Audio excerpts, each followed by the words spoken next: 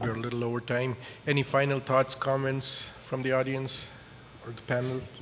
I just had a question. I think is Mary still here? Or maybe Dr. Carroll can chime in. We have two devices for PFO occlusion. Are there any anatomic criteria that will make you choose one over the other?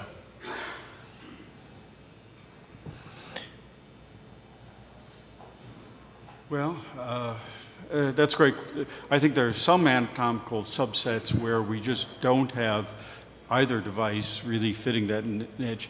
One of them being the very lipomatous septum secundum, where it's so thick that it's hard for these devices to hang around. And the other is the very large PFO that when you're doing, whether you do balloon sizing or with a wire opened up the septum primum, where it's 20, 25 millimeters. Should you go to an ASO device where you risk erosion, or perhaps it's where the new Gore ASD device may play a role in. Other thoughts of preferred device? What are your thoughts in terms of?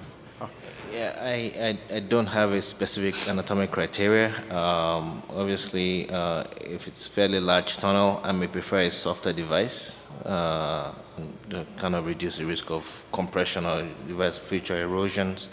But I don't really have a specific anatomic criteria. I was wondering if anybody had guidance on the panel. I have one question for Dr. Huber. That was an amazing talk, and while you downplayed the administrative thing, I was struck by the cost of the devices.